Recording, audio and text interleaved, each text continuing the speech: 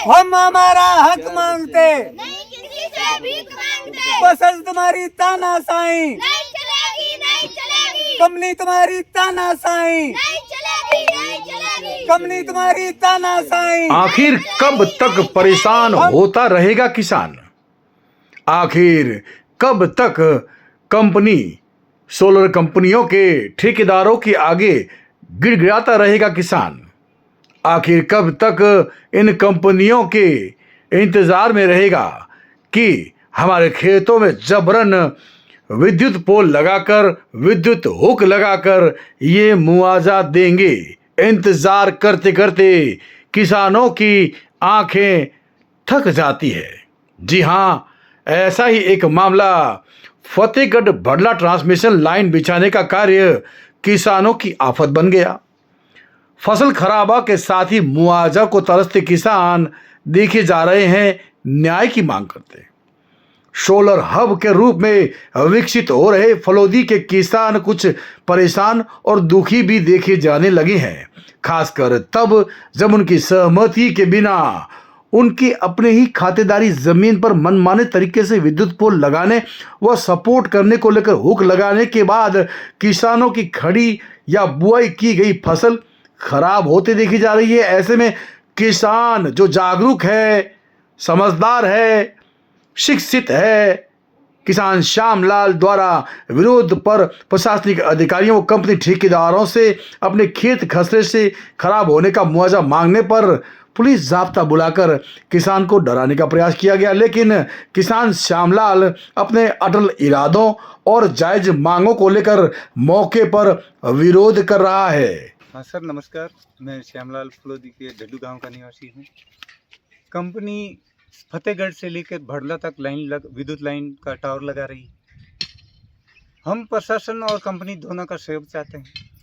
हम ये भी चाहते हैं कि कंपनी का प्रोजेक्ट लगे, देश में विकास हो और हमारा भी विकास हो, लेकिन कंपनी अपने धन बल के साथ में प्रशासन को गुमराह करके, मेरे खिलाफ झूठे आरोप लगा करके, पुलिस प्रोटोकॉल लेकर के मेरे खेत में अनाधिकृत रूप से जबरदस्ती आके घुसी है।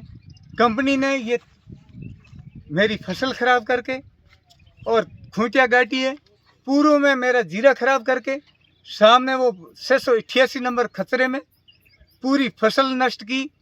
आज भी 6 महीने हुए हैं, बारिश का मौसम है, मेरा जीवन खेतीबाड़ी पर निर्भर है, लेकिन आज के दिन मैं खेती नहीं कर सकता। क्यों? वहाँ पे तार लगे हैं कंपनी के इस तरीके से, लेकिन कंपनी ने आज दिन तक मेरे को ना तो मुआवजे की राशि दी है और ना कोई बात। इसलिए मैं परेशान हूँ। मैं पूरे परिवार के साथ में कंपनी का विरोध नहीं कर रहा हूँ, कानूनी रूप से कर रहा हूँ, और प्रशासन मेरे अधिकारों का हनन करने की कोशिश कर रहा है। लेकिन मैं प्रशासन को चेता चुका हूँ। मैं गरीब जरूर हूँ, लेकिन मेरा अधिकार गरीब नहीं है कि मैं प्रशासन को अधिकारों का हनन करने दूं। लेकिन प्रशासन जानबूझ करके मेरे अधिकारों का हनन कर रहे हैं। मैं किसी भी सूरत में मेरे अधिकारों का हनन नहीं होने दूंगा। मैंने ये प्रशासन को कहा है, आप जबरदस्ती करोगे तो आप मुझे गांव छोड़ा दो, घर छोड़ा दो, लेकिन मेरे अधिकारों को मैं जिंदा रखने दूंगा। मैं अधिकारों के साथ हनन नहीं होने दूंगा। ये कहा है। कंपनी से मेरी 2 डिमांड है। फर्स्ट मेरी एक मुआवजा राशि दे और काम करें।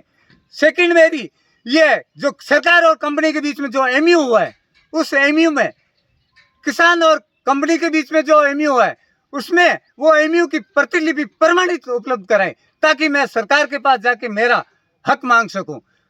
यही है। जय हिंद। हालांकि अधिकारियों का कहना है कि जो भी न्यायोचित होगा या कंपनी का जो एमओयू या उसके आधार पर जो भी रेशियो होगा उसका मुआवजा जरूर दिया जाएगा। लेकिन किसान का कहना है कि इससे पहले भी कई बार उसे मुआवजा नहीं मिला। देखिए स्पेशल रिपोर्ट। ये मुझे 2-3 दिन पहले पता चला था, तो यहाँ पर मौके पर आया था। तो सबसे पहला कंसर्न उन्होंने शो किया था कि मेरी ज़मीन पूरी नहीं है और जो टावर लग रहा है मेरी ज़मीन पे लग रहा है, तो उसकी पैमाइश पूरी करवा के और उसके उपरांत बता दिया गया था टावर जो लग रहा है, जो खातेदार है उसी की ज़मीन पे लग रहा है, आपकी ज़मीन पे नहीं लग रहा है। आपकी ज़मीन पे केवल और केवल खूंटियाँ गड़ेंगी जो टावर के सपोर्ट के लिए गड़ती हैं, जो 10 से 15 दिन में हटा ली जाती हैं। तो उन्होंने हमें कंसर्न ये शो किया कि मुआवजा मिलना चाहिए। मैंने कहा इस कुटिया गढ़ने का जो फसल खराबे का मुआवजा होता है, उचित मुआवजा जो भी सरकार ने डिसाइड किया हुआ है टेलीग्राफ एक्ट के तहत, तो पूरा दिया जाएगा, उसमें किसी भी प्रकार की कमी नहीं की जाएगी। और जैसे कुटिया उखड़े आप वीडियो बना देना और जितना फसल खराब हुआ है उसका हमें बता देना। हमने एक रफ एरिया कैलकुलेट कर लिया है और उस हिसाब से हम मुआवजा बना के और आपको दिलवा देंगे।